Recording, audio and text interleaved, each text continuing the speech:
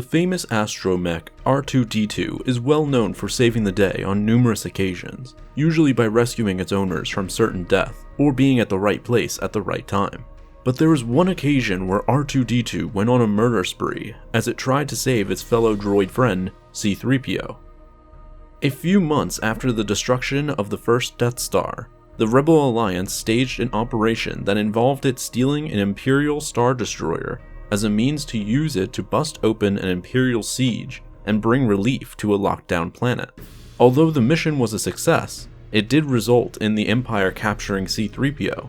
Since at the end of the day he was just a protocol droid, the Rebel Alliance didn't see it necessary to risk any lives to recover it from Imperial hands. But R2-D2 wasn't going to let his best friend be allowed to be kept a prisoner, so he stole an X-Wing fighter and deserted the Alliance fleet and tracked down the Star Destroyer that C-3PO was being kept at. But before he left, he did have Chewbacca upgrade his weapon system as he knew what he would have to do to get his friend back. When he came within range of the destroyer, he shut off his X-Wing systems. When the Imperials scanned the fighter, they found no life signs, so they decided to bring it on board for possible intel extraction. Once in the hangar, R2 was removed from the X-Wing. As that happened, he shot out vamped up electricity from his zapper and took down an entire squadron of Stormtroopers. With the first inspection crew eliminated, R2 quickly made his way toward a system outlet and began to slice into the Star Destroyer's computers, sending out mixed reports to various Stormtrooper squads. This resulted in at least 2 squads to fire upon each other, believing they were firing at rebel soldiers who've infiltrated the hangar. In the end, at least a few more dozen troopers were eliminated out in the hangar.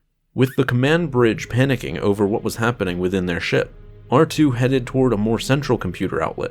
This one gave him power to mess with the Star Destroyer's internal systems. He used it to turn on the hallway defenses against the Stormtroopers, resulting in some squads being burned alive.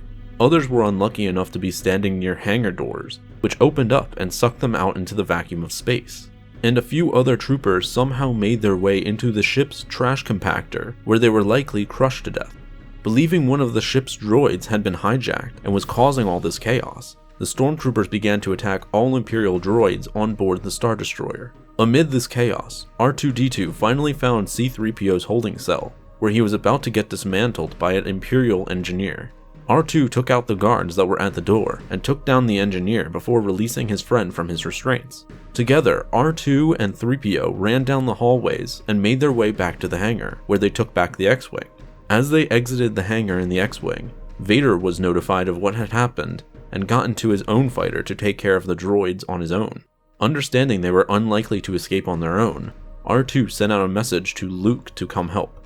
Shortly after sending the message, Luke and a few others came for the rescue and gave enough covering fire to allow them all to escape the Empire's clutches, and thus C-3PO was rescued, and a few hundred Stormtroopers and Imperials were killed by a single modified astromech droid.